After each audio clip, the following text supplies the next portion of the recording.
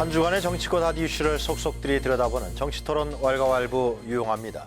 오늘도 어김없이 뜨거운 토론을 펼쳐주실 세 분을 모셨습니다. 김형주, 김유정 그리고 진성호 전 의원 나와 계십니다. 안녕하십니까? 안녕하세요. 이번 한 주 역시 뜨거웠습니다. 정치권은. 조국 청문회 2라운드 정기국회가 그렇게 펼쳐진 분위기인데요. 이 대정부 질문에서 또 새로운 논란들이 제기가 되고 있습니다.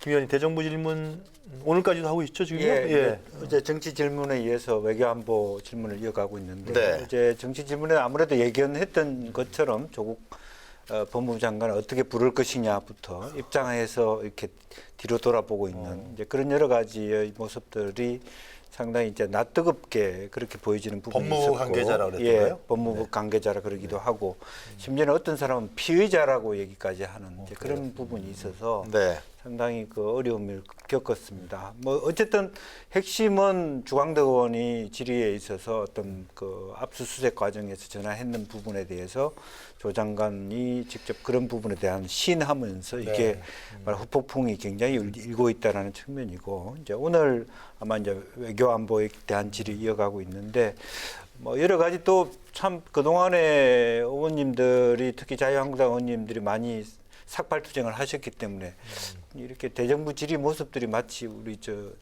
뭐라자면 조계종 뭐 총회하는 모습처럼 그렇게 보여서 좀 국민들이 보기에도 낯선 그런 부분인데, 어쨌든 조금 더 국민들 입장에서 봤을 때 대정부 질의가 효율적이고 또 네.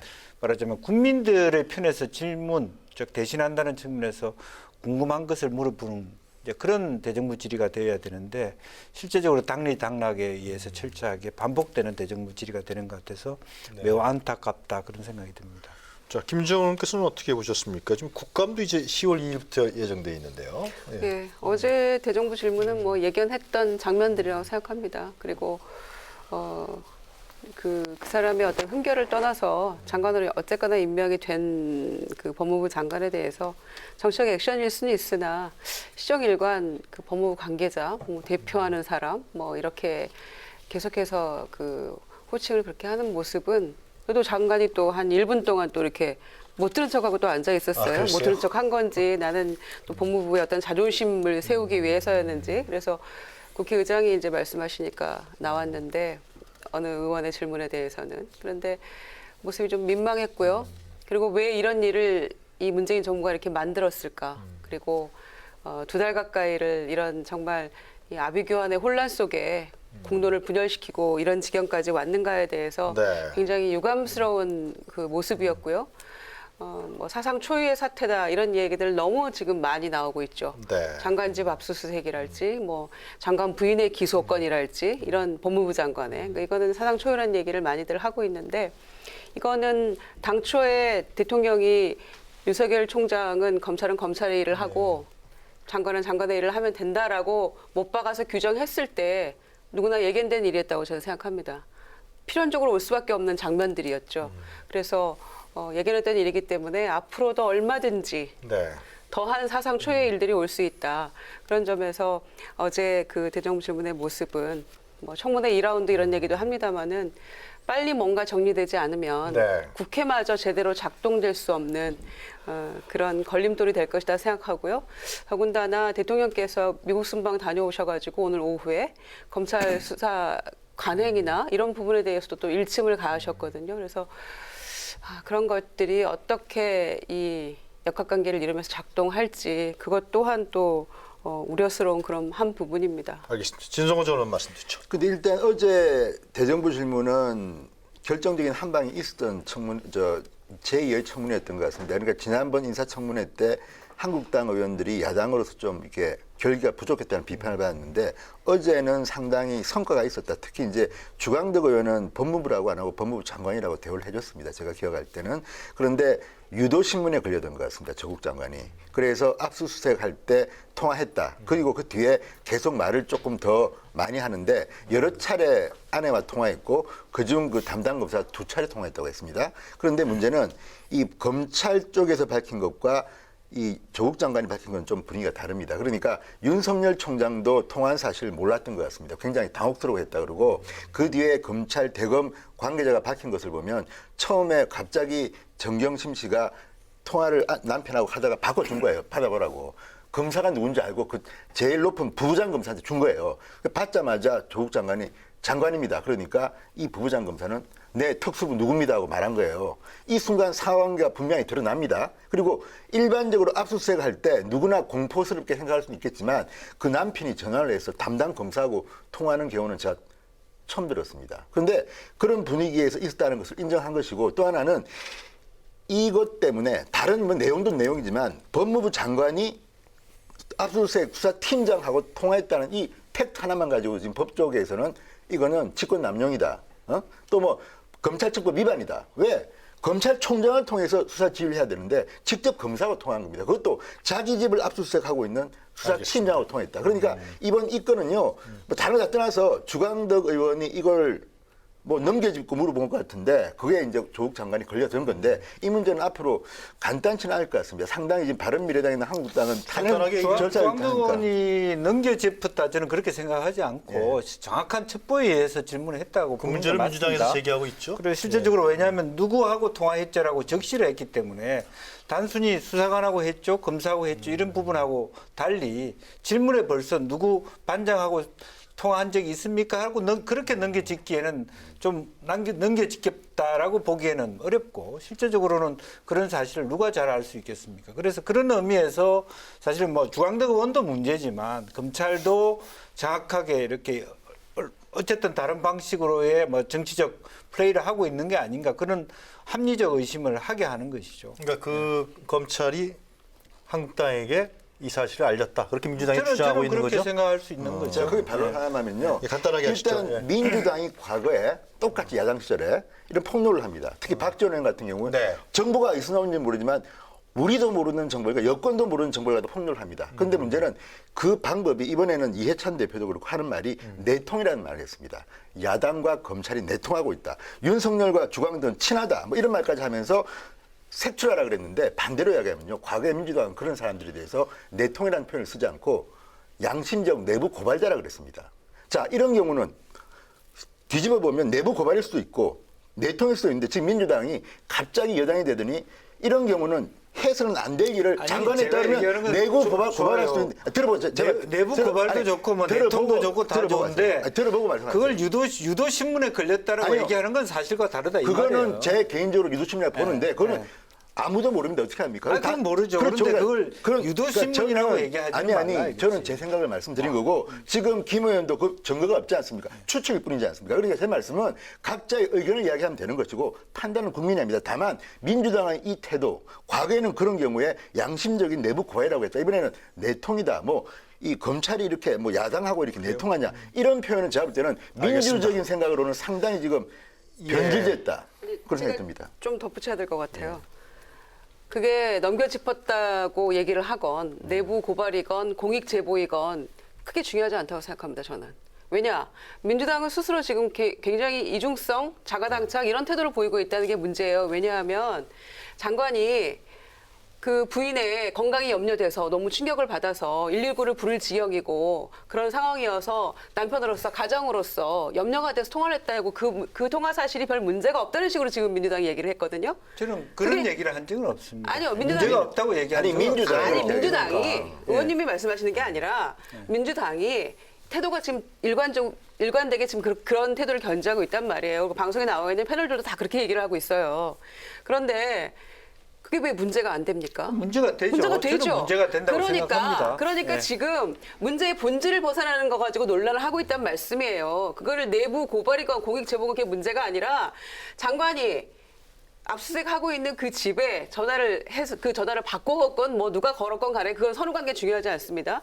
그 상태에서 그 수사팀장 압수수색 나온 검사하고 통화를 했다는 그 자체는 정말 큰 문제라고 생각합니다. 그러니까 장관이 본인의 직분이 무엇인지 또 고위공직자로서 자세가 무엇인지 그리고 그 가족들은 네. 남편이 장관인데 그걸 전화를 걸어서 그렇게 한다는 그 자체가 고위공직자 가족으로서 저도 문제가 있다고 스스로도 생각해요. 이거는 문제가 있다고 알겠습니다. 생각하는 거예요. 예, 예. 문제가 그 있는 자체가 정도로. 문제가 있는 네, 것이지. 이 정도에서 그 정리하시죠. 자체가 문제가 있는 이거는요. 것이지. 자, 그걸 다음, 문제 예. 없다라고 얘기하는 알겠습니다. 이 정권의 태도가 문제가 있는 거예요. 다음 주부터 이제 국감에 들어가는데 이 다음 주부터 열리는 3주 안의 국감도 결국 조국 국감이 되는 겁니까? 어떻게 됩니까? 사실은 이제 그런 부분이 이제 정인 채택과 관련해서 상당히 네. 많은 쟁론이 될 텐데 뭐 필요하다면 의혹을 밝히는 국감에서 밝히는 건 좀 필요하다고 생각합니다. 그러나 그것이 저는 이제 국감이라고 하는 취지라고 봤을 때 그것이 어떤 국가의 어떤 말하자면 예산이라든지 제도의 문제점을 밝혀내서 국가가 좀 더 나은 방향으로 가기 위한 말하자면 지렛대 역할을 해야 되는데 네. 정치적 특히 총선을 앞두고 있기 때문에 어떤 아니면 말고식의 어떤 무작위의 정인 채택 그리고 불러놓고도 또 뭐 제대로 물을 시간도 없을 만큼 어떤 서로 간에 기싸움 하다가 벌리다 보면 매우 비효율적인 말하자면 국정감사가 반복될 것 같은 아쉬움. 네. 또 더군다나 민생이 어렵다고는 하면서도 민생 국회가 아닌 완전히 정치 국회가 되는 것에 대한 우려를 갖고 있습니다. 알겠습니다. 그래서 저도 뭐 그 국감 이야기 하나 하면 근데 조국 장관의 경우는 의혹이 지나치게 많기 때문에 예를 들어서 교육위원회에서는 조국 딸의 입학부 문제도 다루겠지만 정무위원회에서는 사모펀드 관련해서 많이 다룰 거 아닙니까? 또 서울시장, 부산시장은 지금 안 오려고 합니다. 왜? 서울시장의 공공 와이파이 사업이 이 사모펀드와 관련되어 있고 부산시장도 지금 뭐 있고 그러니까 지금 이게 동시다발적으로 진행된 데다가 해수부 때문에 또 하나 걸렸습니다. 그러니까 이런 것들을 보면 이번 국감은 특정한 교육위원회나 뭐 이런 정무위원회는 빼고도 상당히 많은 국감 현장에서 조국 의혹과 관련돼서는 거의 뭐 게이트급으로 진행될 수밖에 없다. 이거는 당연히 야당이면 문제를 제기할 수밖에 없는 것이기 예, 때문에 알겠습니다. 국감 역시 제3라운드가 되는 게 아닌가 생각합니다. 그러니까 사람 하나 잘못 뽑아놓으니까 어렵사리 열린 이 국회가 파행으로 치닫을 게 지금 명약관한 그런 상황이 돼버리는 거죠. 네, 조국 장관이 갖고 있는 의혹이 워낙 많고 언론이나 야당에서 제기하는 문제가 많기 때문에 각 상임위에서 조국 장관에 대한 문제 제기와 의혹 관련에 대한 뭐 증인 채택이라든지 증인 요구라든가 이런 부분들이 많이 이루어질 것 같다. 그런 말씀 아니겠어요, 결국은요? 하여튼 그럼에도 불구하고 또 다른 현안에 대해서도 충실하게 따지고 캐묻는 그러한 또 국감이 되기를 바라겠습니다. 자, 왈가왈부가 준비한 토론 주제는 무엇인지 첫 번째 주제부터 화면으로 만나보시도록 하겠습니다. 남북의 규제 중인 On behalf of the General Assembly, 비무장 지대 안에 남북의 규제 중인 유엔기구와 평화, 생태, 문화와 관련한 기구 등이 자리 잡아 평화연구, 평화유지, 군비 통제, 신뢰 구축 활동의 중심지가 된다면 명실공히 국제적인 평화지대가 될 수 있을 것입니다. 막는 국회는 절대 성을 상실했습니다. 국제사회가 함께 참여할 수 있는 진취적인 기구. DMZ 평화지대 제안은 한반도의 항구적 평화체제를 완성하는 데 국제사회가 함께 참여할 수 있는 진취적인 비전입니다. 9.19 합의문은 이미 휴지 조각이 된 지 오래되었습니다. 그럼에도 불구하고 전 세계 국가 앞에서 북한을 변호한 점에 대해서 심히 유감을 표시합니다.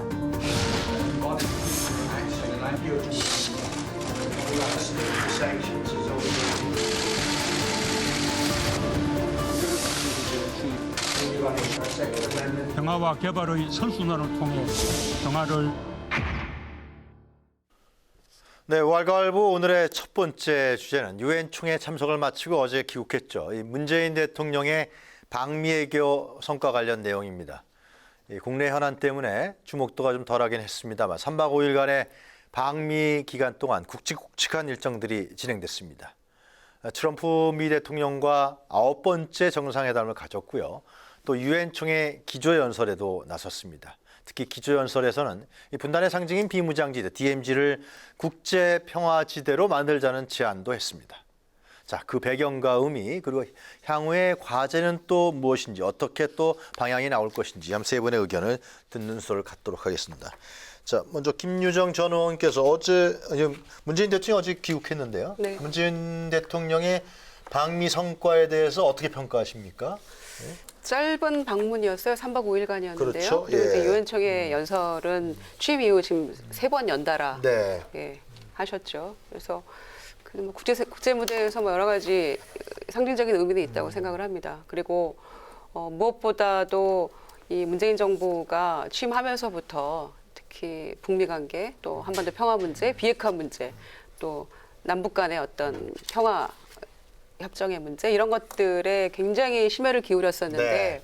그리고 또 뭐 다양한 정상회담들을 통해서 네. 그 과거 정부보다도 굉장히 놀랄만한 이런 성과들을 이뤄낸 것도 사실인데 문제는 이제 3달 전 판문점 회동 이제 깜짝 회동이었죠. 두 사람 만난 거 말이죠. 네. 트럼프하고 김정은 트럼프하고 위원장. 또 문재인 대통령하고 이제 판문점에서 만났을 때 그 이후로 당장에 이제 그 실무 협상이 북미 간에 진행이 되고 또 그 북미 간 정상회담이 또 연달아 일어나고 그래서 뭔가 조금 하노이 노딜 이후에 교착 상태에 빠진 이런 국면들이 조금 전환되는 그런 계기가 되지 않을까 생각을 했었는데 네. 실제로 북미 실무 협상도 3달 동안 지금 교착 상태에 여전히 있는 셈이고요. 그래서 이번 이 문재인 대통령의 한미 정상회담이랄지 또 이런 것들이 이런 이 막혀 있는 문제들을 푸는데 상당한 조금 역할을 해주리라는 그런 기대가 있었죠.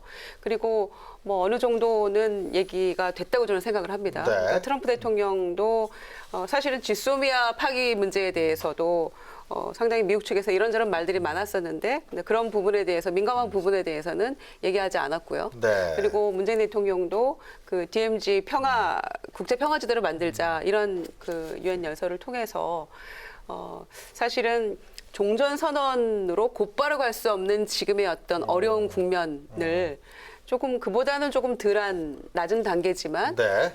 뭔가 다른 그 새로운 안을 제시함으로써 그러니까 이 얘기가 뭐 처음 나온 건 아니고 과거 정부에서도 이렇게 박근혜 쭉 대통령 이어져 왔던 시절에도 나왔던 얘기죠. 얘기예요, 그렇죠. 그죠? 이어져 나왔던 그런 것이기 때문에 이 부분에 대해서 뭐 여야 할 것 없이 저는 이제 이건 그렇죠. 박수입니까? 이 찬성? 그러니까 이 방미 성과에 대해서 자꾸 이제 한국당 깎아내리려고만 하고 있는데 이제 그게 이 우리 국내 정치가 이렇게 혼란스러운 가운데 밖에서 뭐 그게 그렇게 큰 성과냐 그리고 가시적인 무엇도 없지 않느냐라고 네. 그것마저도 폄하하려고 할 게 아니라 이거는 정권을 불문하고 역대 정권에서 그 해오려고 했던 일환이잖아요. 그러니까 이 부분에 대해서도 좀 여야 할 것 없이 네. 힘을 모아서 좀 고려할 필요가 있다. 자, 김유정 이렇게 전원께서 생각하고요. 전반적으로 쫙 짚어주셨는데요. 네. 진 의원님, 지금 그 가장 이제 주목을 받았고 논의가 진행될 부분들이 DMZ 국제평화지대 제안이란 말이에요. 예, 대한민국의 문재인 대통령이 제안했는데 이 문제는 어떻게 보십니까? 실현 가능성이라든가 향후의 방향에 대해서. 근데 문제는 지금 네.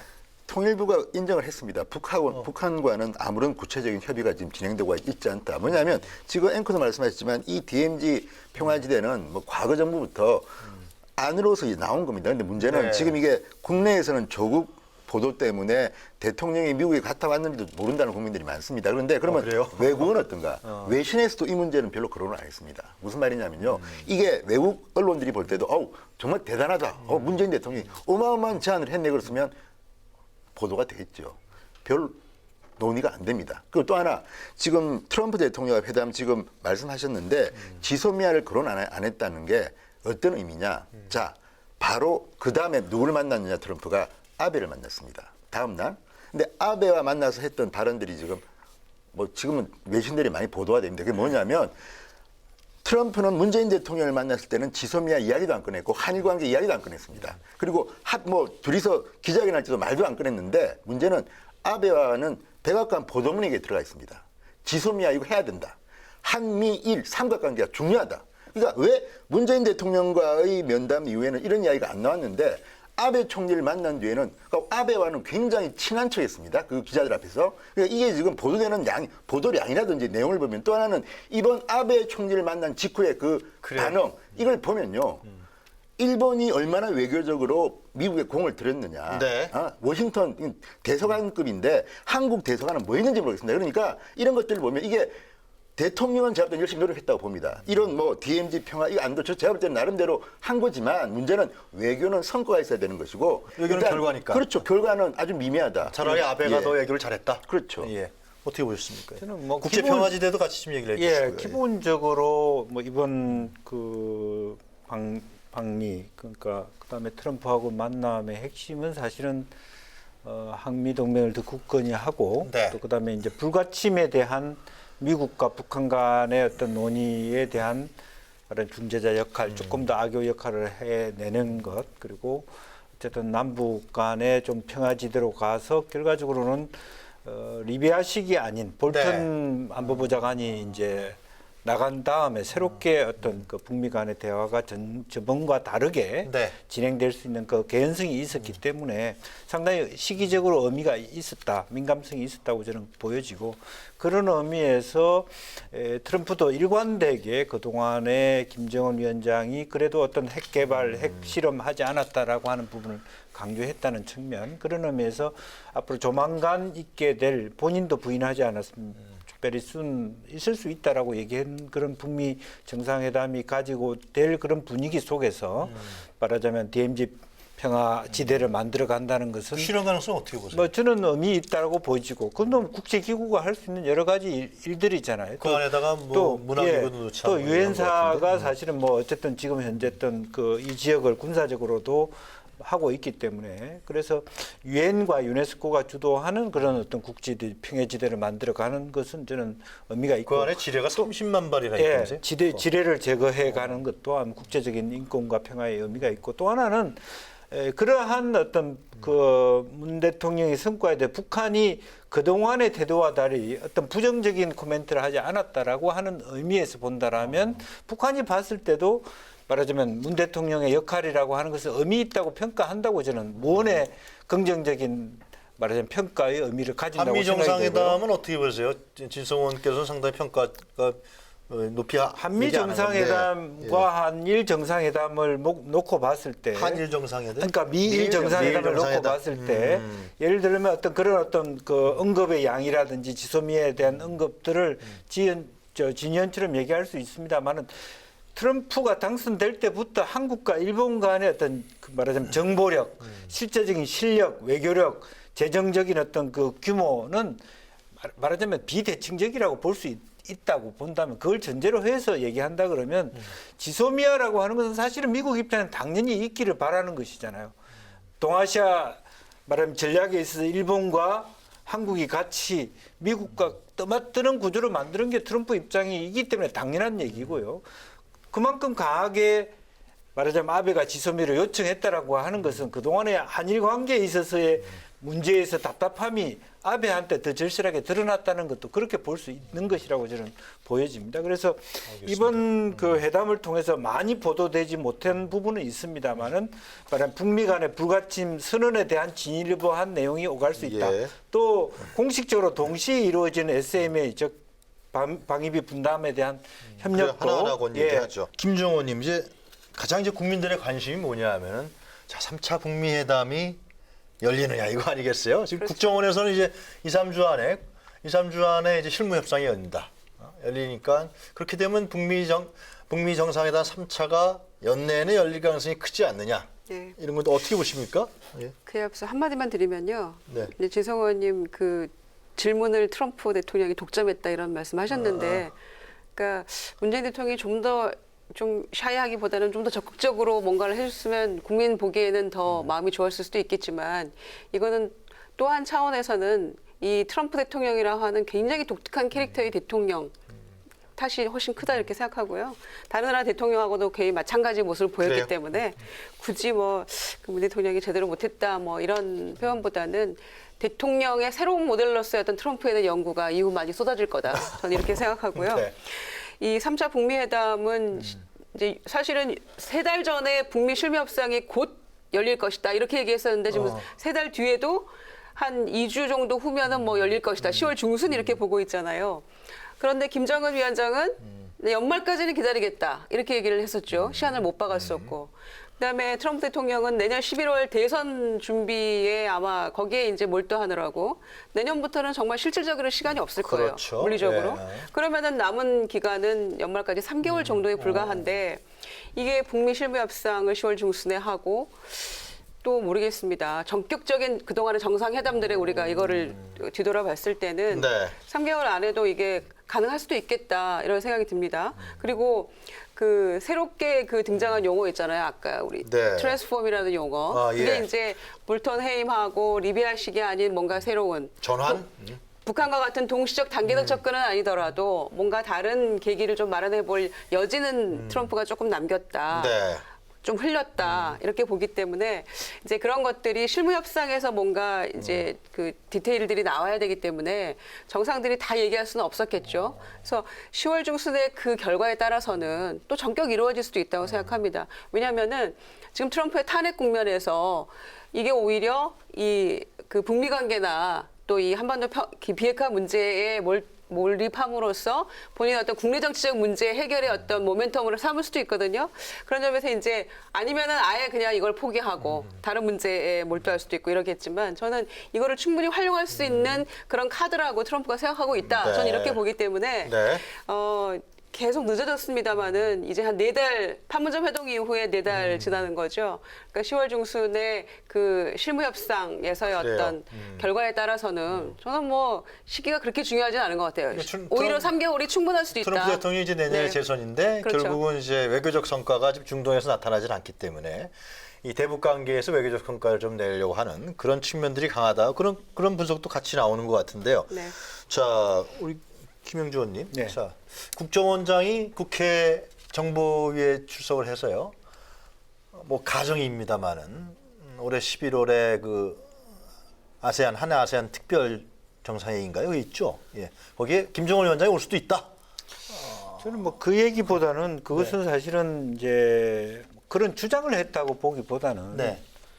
말하자면 의원님들이 여러 가지 그런 질문 공세에서 말하자면 북미 정상회담이 잘 됐을 경우에 올 수 있는 가능성에 대해서 합리적으로 뭐 그럴 수도 있겠다는 정도인데 그것이 좀 이현재 의원이 나와서 온다 하더라 이런 식으로 아다르고 어다른 문제라고 보여지고 요즘 한편으로 보면은 왔을 때 이렇게 분위기 전환된 것을 두려워하는 자유한국당 의원님들의 김빼기 아닌가 그런 의혹도 저는 심지어 가진다는 거죠. 그래놓고는 왜 이제 와서 문재인 정부가 그런 김정은 뭐 말하자면 방한 카드를 가지고 국면 전환을 한다고 하는 그런 그 원인 제공 자체를 정보위 자유한국당 간사가 해놓고 그걸 갖다가 마치 이 정부가 무슨 그걸 기획하듯이 그렇게 얘기하는 건 적절하지 않다고 정치적 보고. 해석이시네요. 예, 실질적으로 아니 물론 뭐 방금 우리가 얘기하듯이 10월 중에 뭐 북미 간에 상당히 많은 접근이 이루어서 좋은 결과가 있으면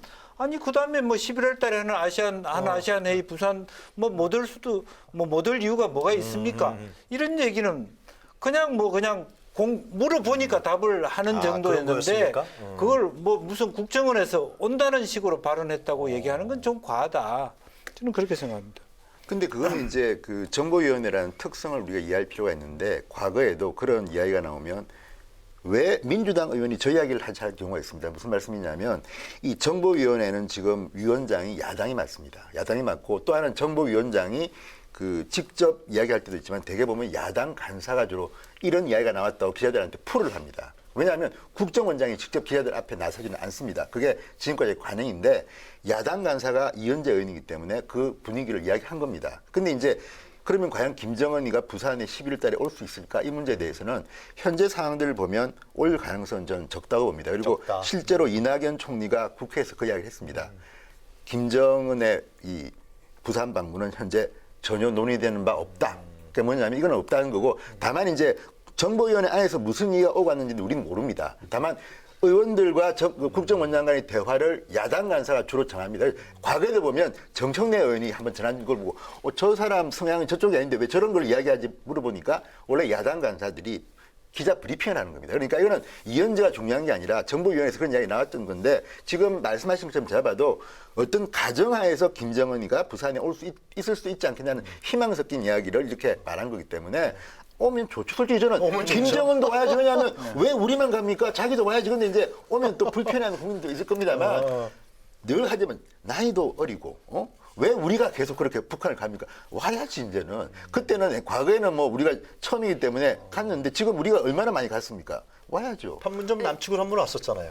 그거 따지고 어쨌든 다만 근데 지금 분위기상 그때 그 김정은 문 대통령하고 올라가서- 정상회담할 때 6개 상 중에서 맨 마지막 항에 답방한다라는 게 들어가 있었죠? 네, 들어가 있었죠. 그런데 지금 그게 뭐 제대로 다 6개 항이 안 지켜지고 있는 마당이니까 그거를 뭐 참 의문쩍 거기 들어있는데 왜 안 오지 이렇게 할 수는 없는 거고요. 제가 네. 드리고 싶은 말씀은 예, 말씀하시죠. 이은재 간사가 그렇게 얘기를 했는데 정보위원들이 뭐 가능성에 대해서 물으니까 그 비핵화 협상의 결과에 따라서 어떻게 되느냐에 따라 달려있는 거다라는 건 배고프니까 밥 먹는다란 말하고 똑같은 거예요. 사실은 너무 그래요? 지당하신 말씀을 한 거죠. 아, 국정원장이? 그렇죠. 근데 이제 거기에 누가 봐도 그렇지 않습니까? 협상의 진전이 어떻게 되느냐에 달려 있는 것이지. 그 국정원장도 모르고 며느리도 모르는 거예요, 사실은. 그런데 거기에 대해서 이제 이은재 간사가 얘기를 그렇게 했는데 자유한국당의 태도가 문제인 거예요. 그거를 받아가지고 나경원 원내대표가 뭐라고 했느냐.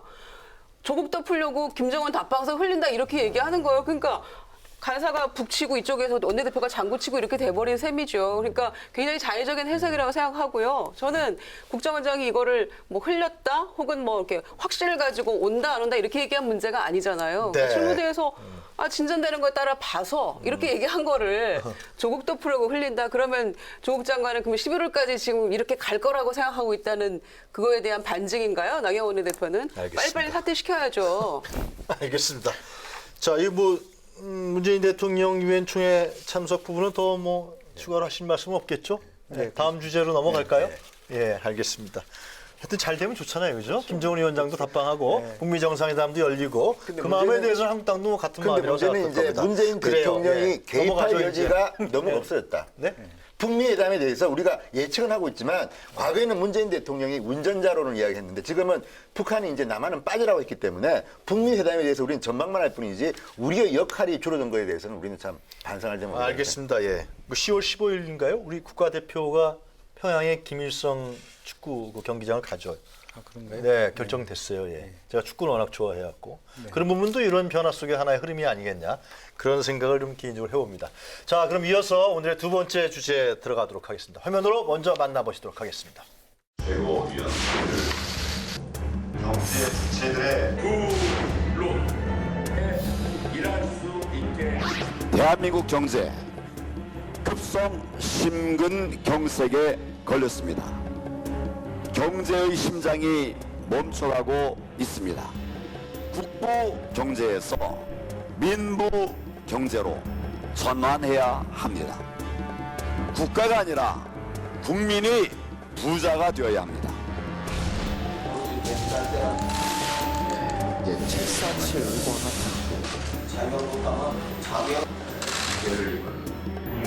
민생이 빠진 민부로는 명백히 가짜입니다.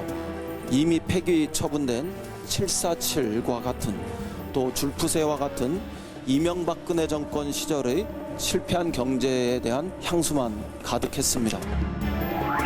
2020 경제 대전환이라는 표어를 내걸고 제시한 민생 파탄론입니다. 겉포장은 민두론이라고 했습니다만 내용을 보면 투입부 빈익빈 사회로 가자는 것입니다.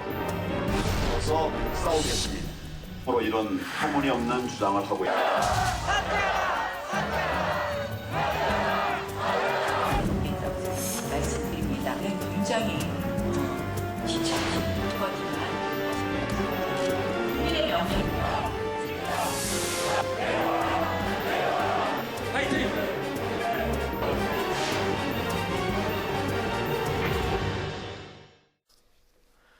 네, 왈가왈부 두 번째 주제는요. 자유한국당 관련 얘기를 좀 해볼까 합니다. 사실상 조국 정국을 이끌은 주체가 바로 제1야당인 자유한국당인 건 분명한 것 같습니다. 인사청문회 때부터 지금까지 각종 의혹 제기 그리고 장애 투쟁으로 여론을 이끌면서 지지층 결집에 나서고 있습니다. 또 최근에는 황교안 대표가 지금 화면에서 보셨습니다만 민부론이라는 경제정책을 발표하면서 이 정책 투쟁까지 선언했습니다. 이 조국 사태로 어떻게 보면 정치적인 헤게모니를 쥐고 있다. 여러 가지 여론이 좋다.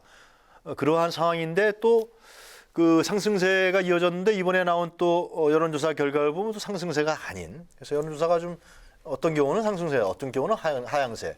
뭐 이런 측면들이 있는 것 같습니다. 하여튼 간에 국민들의 판단이 이제 중요할 것 같은데요. 자, 먼저 그 조국 사태로 혹이 맞은 이 한국당 지지율이 상승세가 주춤한다. 진성호 의원께서 좀 분석해 주시죠. 근데 그거는 좀 이상한 게 다릅니까? 아니 뭐 떠나서 아니 예. 떨어질 수 있죠. 그런데 문제는 이번 주 딱 한 번 조금 한 그런가요? 1~2% 떨어진 겁니까? 그런데 이렇게 이야기하는 이유는 그동안에 한국당의 지지율이 계속 올랐기 때문입니다. 그런데 제가 생각하는 것보다는 덜 올랐습니다. 그러니까 우리 국민들이 볼 때는 네. 조국 정국 때문에 민주당과 문재인 대통령의 지지율이 굉장히 많이 떨어진 건 사실입니다. 특히 문재인 대통령의 지지율은 KBS나 MBC나 SBS나 추석 연휴 때 했던 보도를 보면 취임 이후 처음으로 부정평가가 긍정평가를 앞질렀습니다. 그러니까 그건 확실한데 문제는 한국당이 그 빈 곳을 먹었느냐. 그에 대해서는 저는 한국당이 반성할 대목이라고 보고 다만 이번에 1~2% 떨어진 거는 뭐 너무 올라가다가 이제 조정 국면일 수도 있습니다. 이번에 갤럽에서 몇 퍼센트 나왔죠? 모르게 한 1~2% 정도 떨어진 것 같은데 네. 그거는 뭐 그럴 수 있습니다만은 어쨌든 국민들 생각할 때는 이런 좋은 찬스에 한국당이 제1야당으로서 조금 모자란다는 판단을 하는 것 같으니까 분발하면 될 것 같고 다만 이제 민주당 같은 경우는 지지율이 떨어진 건 사실이지만 관건은 이거라고 봅니다. 그 여론조사 기관에서 하는 이야기를 보면 문재인 대통령의 지지율과 민주당의 지지율인데 과거를 보면 문재인 대통령의 지지율은 굉장히 높고 민주당 지지율도 높기는 높지만 차이가 많이 났습니다. 그런데 점점 좁혀져가 최근은 40% 초반에서 거의 비슷합니다. 때로는 이제 38, 40 이렇게 나온 적이 있는데 만약의 경우에 문재인 대통령의 지지율이 민주당의 지지율에 못 미치는 경우 그러니까 대통령의 지지율보다 민주당의 지지율이 높을 경우에는 민주당 내에 뭔가 반란이 일어난다는 겁니다. 그러니까 이게 여론조사 기관들의 일반적인 평가입니다. 과거 정권에서 보면 역대 정권에서 그랬다. 대통령의 지지율이 그 당의 지지율보다 떨어지는 경우 이제 문제가 생기는데 지금 문재인 대통령은 워낙 초반에 지지율이 좋았기 때문이기도 하지만 이제 2년 반 중반을 해서 치렀는데 지금 내년 총선이 있기 때문에 상당히 이제 민감한 이 여론조사다 이런 평가들이 나오고 있습니다. 김용준 마이크 드릴까요? 뭐 그 총선에 가까워지면 사실은 뭐 자유한국당이나 더불어민주당이 지지율이 비슷해지는 경향으로 저는 가능성이 많다고 보면 지금 등락이 좀 있다 없다는 건 별 의미 없다 저는 그렇게 보여질 수가 있고 다만 우리가 눈여겨봐야 될 것은 중도층과 부동층을 말하자면 이제 그 자기가 특정한 어떤 지지를 표명 안 하는 부분의 차이를 긴밀히 볼 필요가 있다는 거죠. 그러니까 자기가 좌도 아니고 우도 아니다는 층하고 다르게 현재 자기가 지지를 철회하는 경우가 많이 생기고 있는데 그 부분을 과연 자유한국당이 먹을 수 있느냐의 문제가 가장 큰 문제라고 보여집니다. 민주당도 마찬가지잖아요. 그렇죠. 그러니까 그것이 이제 민주당이 분발하면 민주당이 올 수도 있고 또 자유한국당이 더 나으면 갈 수도 있는데 아직까지 그걸 유보하고 있다라고 하는 부분들이 앞으로 큰 변수가 그 포션이 크다는 것이 그 변수가 되는데 중도층들을 양 정당이 지지율을 그건 중도층이 아니라는 거죠. 그 획득하지 못하면은 용어로 본다라면 어떤 지지 유보층이라고 봐야 될 것 같아요. 지지 유보층. 예, 맞아요. 이제 그런 측면을 우리가 눈여겨 볼 필요가 있다. 그런데 이제 자유한국당 입장에서도 이제 지금 현재의 분위기로 봤을 때는 이런 어떻게 보면 사실은 조국이라는 호재를 가져서도 사실은 데스크로스가 났어야 되는 거예요. 어떤 시점에서는.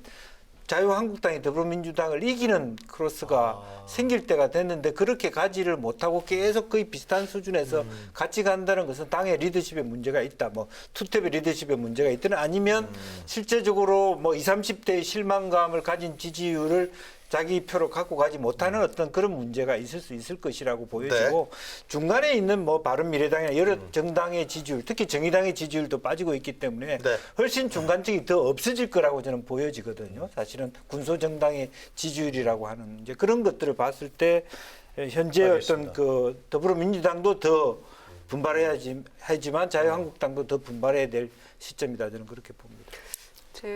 그 말씀은 이제 결국에는 제3지대에 대한 기대는 없다. 이제 이런 말씀으로 해석될 수도 있는데, 물론 그렇게 될 수도 있겠죠. 지금 현재 상황을 보면은 나머지 당들은 거의 군소정당화 돼버렸고, 민주당과 한국당이 지금 다시 한번 이 양대 산맥을 이루는 그런 형국으로 가고 있기 때문에 해석은 그렇게 할 수 있겠습니다만은 그 무당층이라고 하는 소위 그 지지 유보 층까지를 포함해서 바라보고 있는 국민들은 좀 보자. 이런 것 같아요. 좀 보자. 어떻게 가는지 한번 보자. 왜냐하면 이제 여기에는 한국당이 착각하고 있는 문제가 있어요. 이렇게 떨어지는 이유는 저는 뭐 너무 분명하다고 생각하는 게 이 민주당 그리고 문재인 정부의 헛발질이 곧 한국당의 면죄부를 뜻하는 것은 아니에요.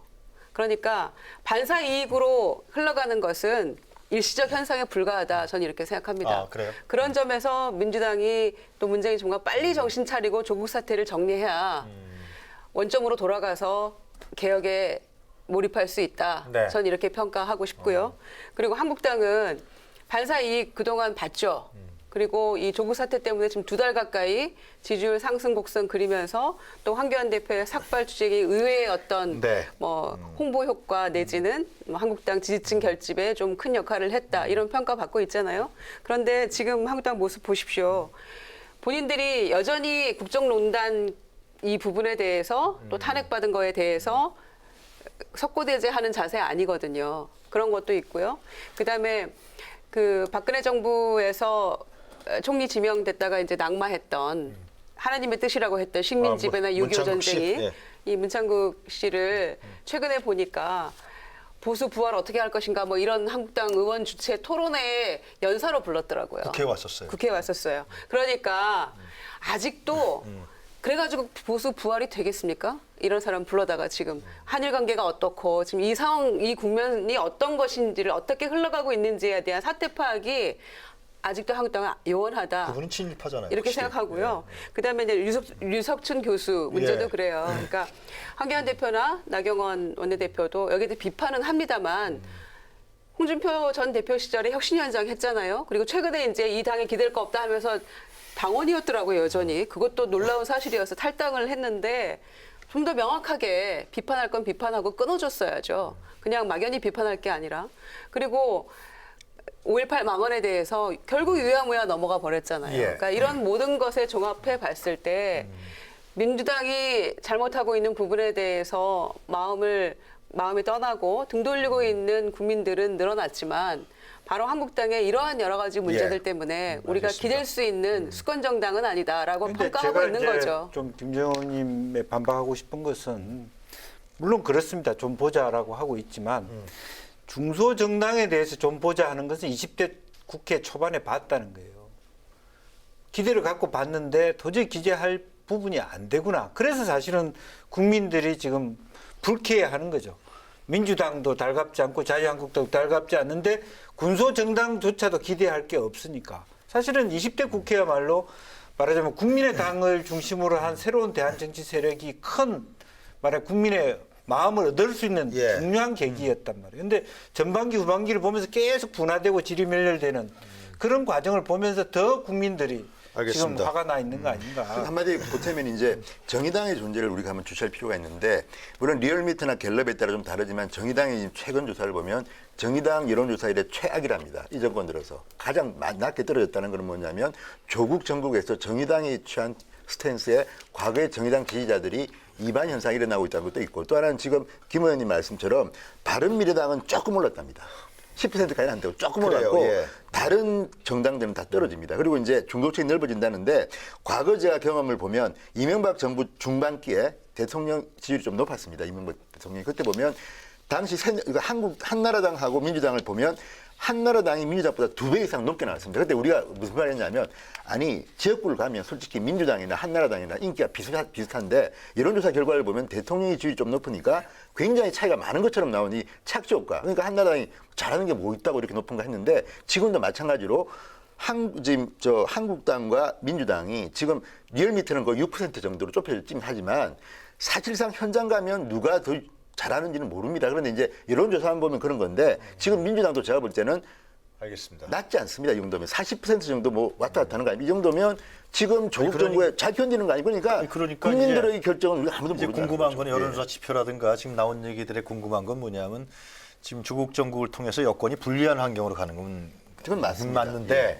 그런데 왜 한국당으로 그 지지세가 옮겨가지 않느냐 이게 지금 논의의 핵심이거든요. 근데 지금 김일영 의원님 말씀처럼 탄핵 정국 당시에 한국당의 지지율은 10%가 안 됐던 적도 있습니다. 저는 이 정도까지 올라온 것만 해도 사실은 왜냐하면 한국당은 어쨌든 국민들한테 반성하고 하는 자세가 좀 덜 돼 있다는 이 지적이 맞는 게 저는 여전히 한국당이 여론조사에서 먹으려면 실제 투표는 다를 수가 있습니다. 왜냐하면 지난 지방선거 또는 보궐선거 때도 보면 다르게 나온 경우가 있는데 여론조사는 국민 눈높이를 맞춰야 되는데 지금 한국당의 행보는 두 분 말씀처럼 저는 다 동의할 수는 없습니다. 왜냐하면 문창극이나 이런 분들의 인생을 보면 꼭 그렇게 단정적으로 이 사람이 뭐 친일 뭐 논자다 이렇게 하면 안 됩니다. 그런데 어쨌든 다 떠나서 이런 설명을 일일이 안 하더라도 국민 눈높이에서 보면 아, 저 사람들이 지금 우리하고 생각과 거꾸로 하고 있구나. 이런 행동들을 좀 했습니다. 지금 아까 말했죠. 5.18도 변화가 없다 한국당이 그런 얘기거든요. 아니 변화를 하고 했는데 국민 눈높이에서 보면 실망스럽다. 또 하나는 지금 아까 김영 의원님 말씀이 중요한데 지난번 그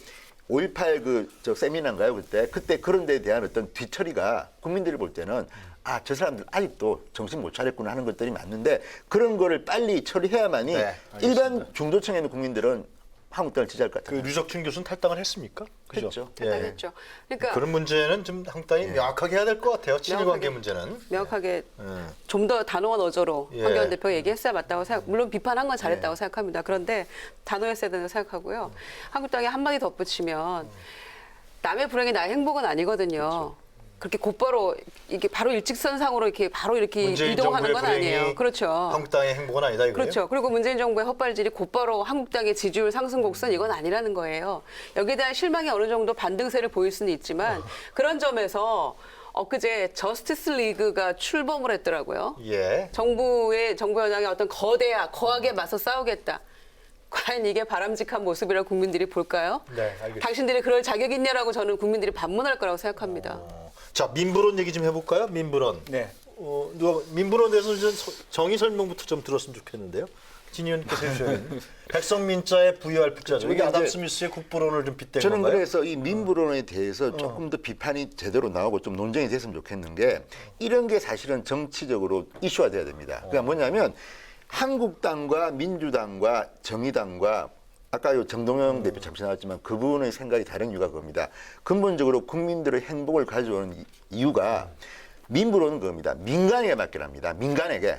그러니까 지금 국가가 부여한 게 있고 국민이 부여한 게 있다고 이렇게 따로 보면 공공기관의 권력, 공공기관의 역할을 늘려가지고 국민을 행복해 주겠다는 주장이 있고 저도 이 주장도 나름대로 타당하다고 봅니다. 이미 성공한 경우도 있고. 근데 민간, 기업, 자발적인 이 민간 부분을 갖다 지원해서 크자는 건데. 신자유주의적 성격이 있는 근데 건가요? 아니요. 기본적으로 보수의 정당은 어느 나라나 비슷한데 다만 영국 같은 경우는 토니 블레어는 노동당이면서도 상당히 이 민부론 쪽에 가까운 정책을 썼습니다. 이걸 뭐 우리가 구체적으로 하나 설명하기 어려운데 어쨌든 전반적인 방향이 한국당의 방향은 민입니다. 그리고 규제를 철폐해라 뭐 이런 건데 민주당이 주장하는 예컨대 복지를 강한 정부, 여기는 작은 정부 뭐 이런 건데 여기에 대한 어떤 그게 경쟁이 있는데 저는 이 논쟁을 조금 더 활성화시키면 좋겠다. 왜? 그럼 한나라 이제 한국당에서 이거에 전문가가 나오고 민주당에서 경제 전문가가 나오시고 나와서 한번 TV 토론도 하고 이렇게 이게 사실은 정치인데 저도 민부론 이거 장점도 있고 단점도 있고 뭐 많은 그 문제가 있을 거 아닙니까? 근데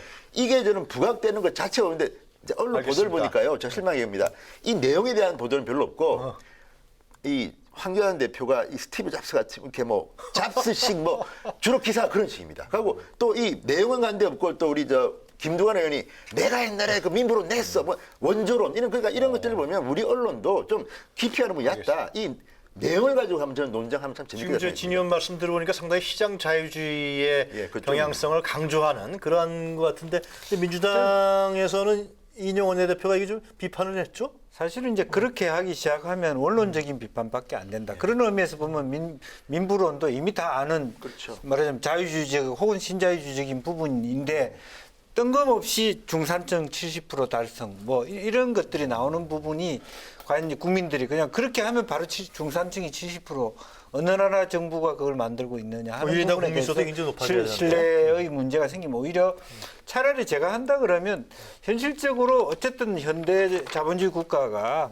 확실하게 말하자면 민부론적 관점이나 확실하게 국부론적 뭐 말하면 소득수도 성장적 관점만 가지고는 먹고 살기 힘들다. 너무 이 정부 지나서 너무 비정규직의 정규직화로 인해서 노동 유연성이 떨어졌다든지 복지 비율이 너무 생산 성장에 비해서 높아졌다든지 이런 것을 가지고 다음 정부는 조금 요걸 줄이면서 말하자면 민간 자율성을 더 높이자든지 그러면 조금 더 탄력성을 가지고 더 나라가 살겠다든지 이렇게 되면 현실 가능한 어떤 정책적 제안이 되는데 이거는 완전 대척점에서 서로 이제 이념적 공방이 되는 거예요. 자유주의하고 사민주의하고의 대립 이런 정도의 논의로 가버린다라면 대척점이 줄어든다는 측면에서 한계가 있다. 저는 그렇게 생각이 중산층이 들고요. 한 70% 되려면 경제 성장률이 한 5% 어떻게 이상 돼야 되냐 된다. 하는 거고 저는 한편으로 보면 민부론이라고 하는 건 말을 거꾸로 하면 소득 주도 성장의 목표도 민부예요.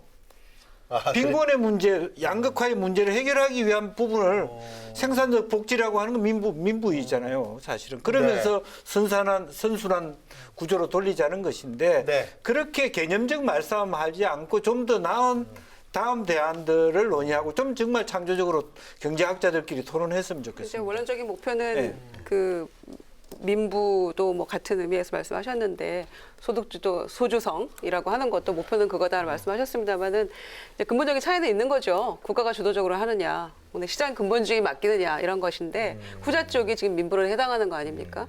시장 근본주의, 기업, 네, 그렇죠. 그런 개념 정리하니까 좀 잘 들어오네요. 시장, 기업, 뭐 경쟁 이런 거에 지금 원칙적으로 맡기자 이런 거 아닙니까? 근데 저는 그래도 이 와중에 이 조국 이 국면 아비규환의 와중에 아비규환? 물론 총선을 겨냥하고 나아가서는 지금 이 뭐 내놓은 것들 뭐 4대 원칙의 20대 정책 이런 거 보니까 네. 거의 대선 공약급으로 지금 내놓고 있어요. 아, 이 황교안 대표가. 그리고 이후에도 이제 분야별로 정책을 다 내놓는다고 하는데 그래서 이제 앞으로 몇 년 후까지를 겨냥하는 이런 것들을 지금 세우고 있는 모습이 보여서 내용에 동의하지는 않지만 저는 한국당이 바람직한 방향으로 길은 잡았다 이렇게 생각합니다. 왜냐하면 정책을 어쨌거나 맞건 틀리건 내놓으려고 하잖아요. 그러니까 저희가 동의하지는 않습니다. 그런데 그 모습은 저는 그래도 그 와중에 평가할 만하다 이렇게 네. 생각하고요.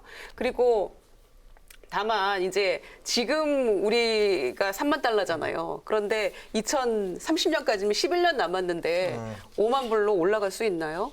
그러면은 경제 성장률이 4.8% 이상이 평균 유지가 돼야 이게 가능하다는 전문가들의 의견이 있던데 지금 우리 2% 안팎으로 또 그 예. 이하로 내려가고 있잖아요. 그러니까 이런 것들이랄지. 황교안 대표가 한국당에서 정권을 잡으면 5% 성장률 달성할 수 있다 뭐 그런 거 아니에요, 결국? 그게 그래서 저는 아니, 제가 좀 말씀 좀 드릴게요. 그래서 중산층의 비율이 70%까지 올리겠다 지금 이런 그렇죠. 얘기인데 예. 지금 서민들 다 죽어가고 올라가지를 못하고 있는 거 아닙니까? 이게 상승을 못하고 있는 이 국면에서 현재 59% 정도 된다는데 이게 어떻게 가능하냐는 그래요. 네, 얘기예요. 알겠습니다. 그러니까 그런 원칙적인 문제들에서 네. 이게 과연 이게 실현 가능한 이야기인가라는 것에 회의적인 것이고요. 그래서 비판하는 목소리는 네. MB 때 747이나 줄푸세나 474나 이것과 무슨 차이점이 있느냐 이런 문제고요. 네. 더 심각한 문제는 그 대기업 일감 몰아주기 있잖아요. 그래, 알겠습니다. 계열사에. 예. 그 부분에 대해서 적폐 중에 적폐라고 규정을 했었고 그래서 네. 한국당도 과거 박근혜 정권에서 이 경제민주화 얘기했던 거잖아요. 그런데 지금 그거 안 하겠다는 거잖아요. 그거 문제 안 삼겠다는 얘기하는 예. 거잖아요. 그러니까 예, 알겠습니다. 그런 모든 걸 한마디만 더 포함해서 간단하게 하시죠. 예. 세번 친하죠. 한마디만 그다음에 더 하면. 반노동 반인권적인 이런 이 민부론이 과연 정말 국민을 배부르게 할 수 뭐라도 있는 좋아요. 것인가. 아니, 의미가 정책 있어요. 아젠다가 나오니까 네. 토론이 더 활성화되는 것 같습니다. 저는 다 아주. 예. 좋다고 봅니다. 간단하게 정리하시죠. 예. 근데 이제 실제적으로 보면 이제 4차 산업혁명 시대 규제 샌드박스 말하자면 법 예. 개정해야 될 게 많아요. 그래서 진정으로 그 얘기들이 무게감 있고 진정성 있게 보이면 국회 여러 가지 상임위를 더 열심히 하면서 그 얘기를 했으면 알겠습니다. 좋겠다. 그 말만 덧붙이고 짧게 싶습니다. 한마디만 그러세요. 드리면 예. 이게 그러니까 지금 성공한 것 같아요. 왜냐하면 이렇게 성공했어요? 좋네요. 예, 예. 왜냐하면 이 목표들이 제발 좀 성공했으면 이 좋겠어요. 목표들이 뭐냐면 문재인 정권이 제일 못하는 부분입니다. 중산층의 몰락, 또 지금 경제 성장률 OECD 꼴찌 이런 걸 예. 갖다가 부각시키기 위해서 이런 고를 만든 겁니다. 그러니까 이런 논쟁을 하다 보면 지금 정권이 소주성이 왜 문제냐면요.